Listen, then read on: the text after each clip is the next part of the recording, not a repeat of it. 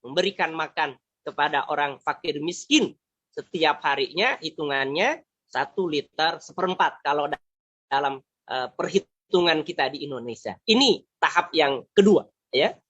Kemudian ma'asyiral muslimin, ananda semuanya, para siswa dan siswi yang dirahmati oleh Allah. Kemudian kita lihat di zaman awal Nabi Muhammad mendapatkan perintah untuk berpuasa di bulan Ramadan, ya, dari Allah Subhanahu wa taala. Pada saat itu, ya, kalau ada orang yang ya sempat tertidur dari waktu malam, umpamanya, maka yang bersangkutan tidak diperbolehkan untuk makan dan minum sepanjang malam itu.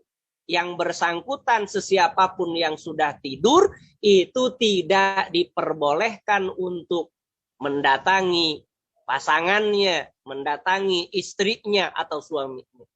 Ini berlaku di zaman awal baginda Rasulullah Shallallahu Alaihi Wasallam dan para sahabatnya.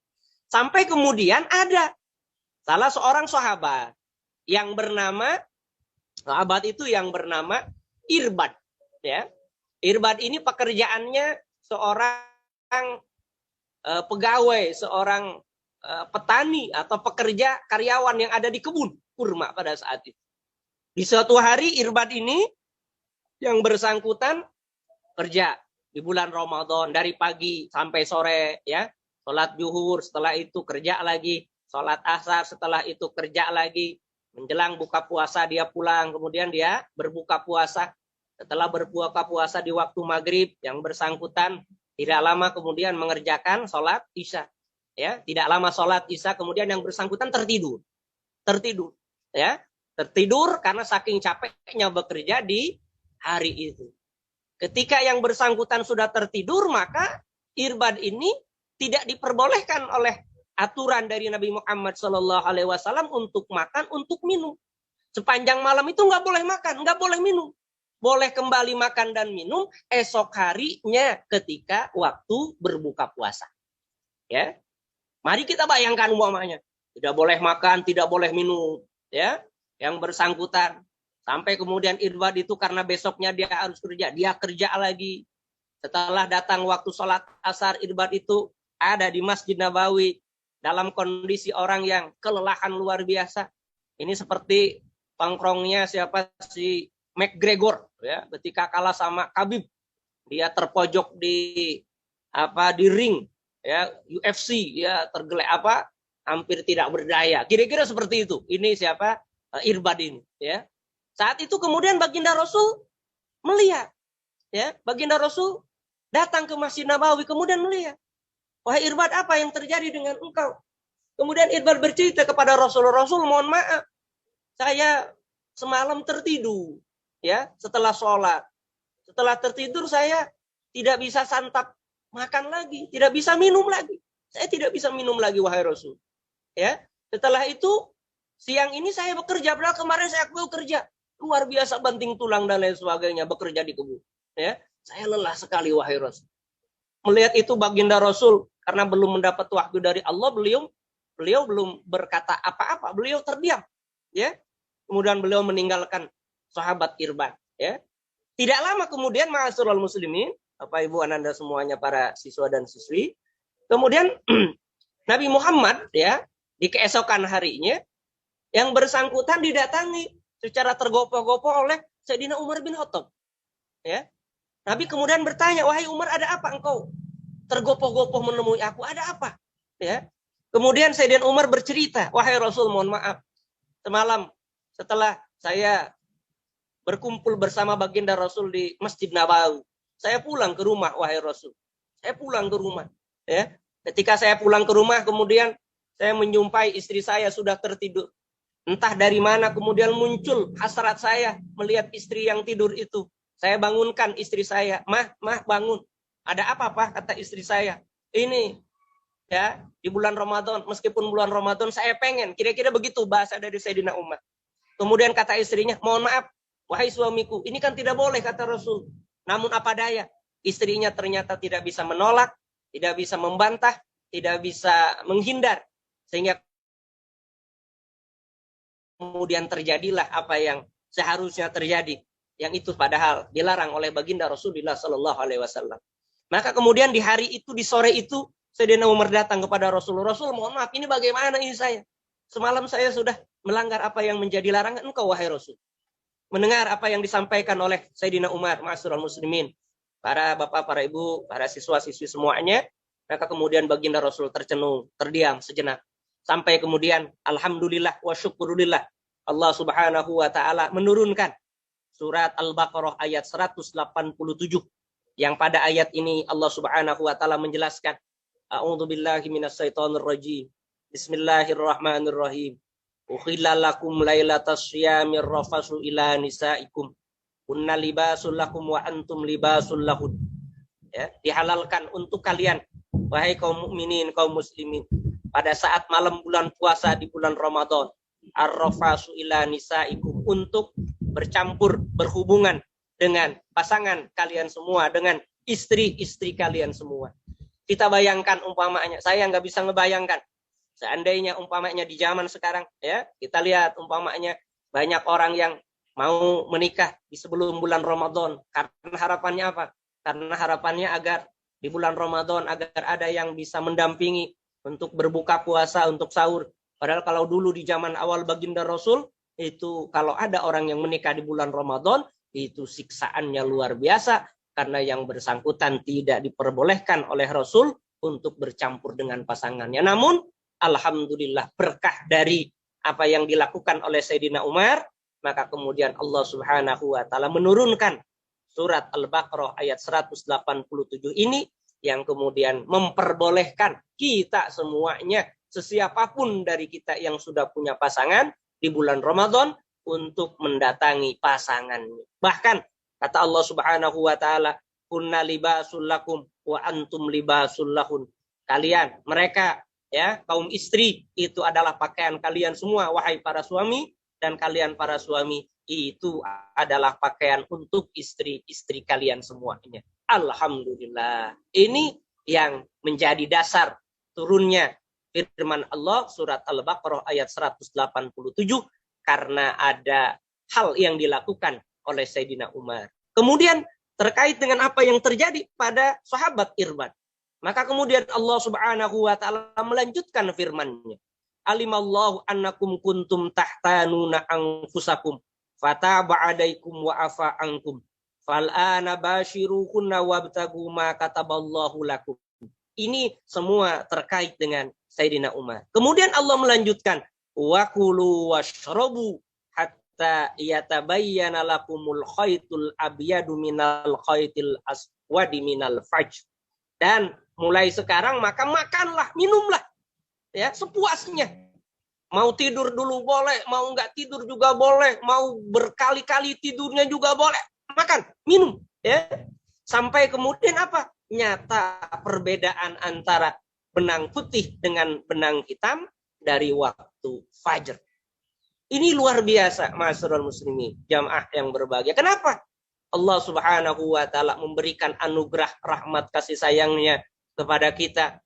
Bahkan sekarang itu bukan hanya orang diperbolehkan untuk makan dan minum di malam hari di bulan puasa. Bahkan dianjurkan, disunahkan. Kata Rasulullah Sallallahu Alaihi Wasallam, tasahharu fa inna fis sahuri barokah. Wahai kalian kaum mukminin, bersahurlah kalian di malam hari. Bersahur, ya. Jangan tidak bersahur. Kenapa?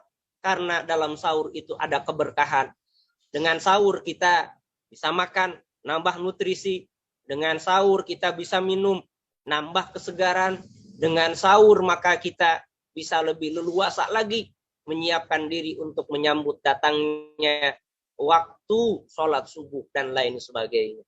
Ini yang kemudian menjadi catatan kita terkait dengan sejarah diberlakukannya kewajiban berpuasa di dalam Islam. Meskipun ma'asyiral muslimin, Bapak Ibu, para siswa dan siswi yang dirahmati oleh Allah, sebenarnya terkait dengan proses, ya, yang bersifat gradual pentahalam Islam ini bukan hanya terkait dengan, umpamanya kita ambil terkait dengan kewajiban menjalankan ibadah sholat, ya. Ibadah sholat pun ada fasenya, ya ada fasenya. Yang pertama yaitu ketika baginda Rasulullah Shallallahu Alaihi Wasallam ada di Makkah dengan para sahabat, beliau diperintahkan oleh Allah Subhanahu Wa Taala untuk sholat menghadap ke Masjidil Aqsa, menghadap ke Baitul Muqaddas. Pada saat itu baginda Rasul karena cintanya kepada Ka'bah, cintanya kepada Baitullah, beliau menghadap ke Baitul Muqaddas dengan mensejarkannya dengan menghadap ke Ka'bah. Itu waktu beliau kurang lebih 1,5 tahun ada di Makkah, ya. Namun ketika ada kewajiban untuk menjalankan hijrah ke Madinah, maka baginda Rasulullah Shallallahu Alaihi Wasallam pada saat itu kurang lebih selama 17 bulan lamanya beliau melaksanakan sholat dengan menghadap ke Baitul Muqaddas di Madinah dan secara otomatis membelakangi Ka'bah pada saat itu. Sampai kemudian Allah Subhanahu Wa Taala memerintahkan kepada baginda Rasul untuk sholat menghadap ke Ka'bah dengan firman-Nya, "Walli wajhaka satral masjidil haram." Wahai Muhammad, arahkanlah wajahmu menghadap ke Ka'bah, menghadap ke Baitullah, ya, menghadap walli wajhaka satral masjidil haram, ke Masjidil Haram. Sehingga kemudian kita kenal di Madinah ada satu masjid yang disebut dengan Masjid Qiblatain, di mana saat itu baginda Rasulullah Shallallahu Alaihi Wasallam sedang berpuasa, sedang melaksanakan sholat, ya, sholat zuhur 2 rakaat menghadap Baitul Muqaddas. Kemudian beliau langsung mendapatkan perintah dari Allah untuk menghadap ke Ka'bah. Beliau langsung balik kanan. Ini fase yang pertama terkait dengan pelaksanaan sholat, ya, di dalam Islam. Kemudian fase yang kedua, ma'asyiral muslimin, Bapak Ibu jamaah yang berbahagia, yaitu terkait dengan tata cara untuk memberitahu masuknya waktu sholat. Ya, orang Yahudi meninggalkan, orang Yahudi melaksanakan sholat itu mereka dengan cara menyalakan orang Nasrani dengan cara membunyikan lonceng, gitu ya. Orang Romawi dengan cara trompet, ya. Kemudian orang Majusi dengan cara menyalakan api di menara. Saat itu orang Muslim itu bingung. Mereka belum ada contohnya. Sampai kemudian awal kebiasaannya, terutama ketika di Madinah, itu baginda Rasul kalau sudah masuk waktu sholat itu beliau berbicara kepada si Fulan. Fulan, tolong sampaikan, udah masuk waktu zuhur umpamanya. Si Fulan, si A menyampaikan ke si B. Si B menyampaikan ke si C. Terus menerus sampai seperti itu.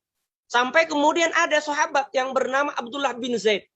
Yang bersangkutan di suatu malam bermimpi. Beliau datang kepada Rasul. Wahai Rasul, mohon maaf. Saya semalam bermimpi. Apa mimpimu, wahai Abdullah bin Zaid? Kata Rasul bertanya. Abdullah bin Zaid bercerita. Semalam saya bermimpi. Didatangi oleh seseorang. Yang seseorang itu mengajarkan kepada saya ucapan Allahu Akbar, Allahu Akbar. Allahu Akbar, Allahu Akbar, yang kita kenal dengan ungkapan bacaan azan di dalam sholat. Mendengar itu, ya, Rasulullah kemudian menyimaknya. Tidak lama kemudian datang sahabat Umar. Wahai Rasul, saya bermimpi persis sebagaimana yang dimimpikan oleh Abdullah bin Zaid. Maka setelah itu baginda Rasul kemudian memerintahkan kepada Abdullah bin Zaid untuk mengajarkan kepada Bilal bin Rabah untuk menjadi muadzin baginda Rasulullah Sallallahu Alaihi Wasallam. Maka mulai saat itu cara memanggil masuk sholat diketahui di dalam Islam dengan cara panggilan azan. Ini yang kedua, ma'asyiral muslimin, jamaah yang berbahagia. Kemudian yang ketiga, yang terakhir, yaitu ya di zaman Rasul itu ketika ada orang-orang yang melaksanakan sholat berjamaah, ya, makmum muafik bersama dengan imam, itu dari awal dia ngikuti gerakan imam. Namun terkait dengan makmum masbuk, ya, kalau ada makmum yang datang belakangan, maka makmum ini ya akan nanya kepada orang yang paling belakang. Waktu sholat zuhur umpamanya, Rasul udah berapa rakaat sholatnya? Ya, maka yang sampingnya itu akan menjawab. Kalau 3-3, kalau 1-1, kalau 2-2, ya, ya, untungnya itu nggak pernah kejadian, ya. Umpamanya yang sampingnya botin 3, kata imam baru 1, untungnya nggak pernah kejadian, ya. Nah, jadi kalau yang sampingnya yang ditanya itu berkata, udah, umpamanya Rasul udah 2 rakaat sholatnya. Maka yang baru datang itu akan langsung takbir.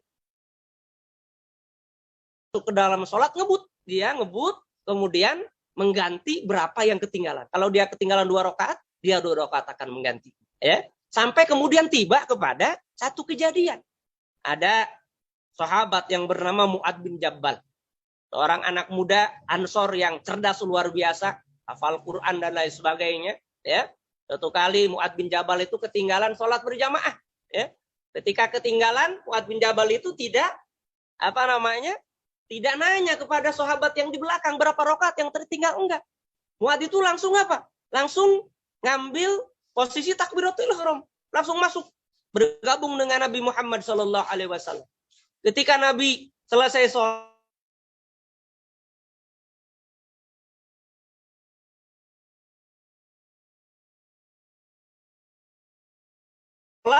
Mu'ad bangkit lagi melengkapi berapa yang pulang. Biasaannya ya, kalau ada yang setelah sholat menjamaah, kemudian ada Mu'ad yang sedang naik lagi. Mu'ad naik lagi untuk mengerjakan itu.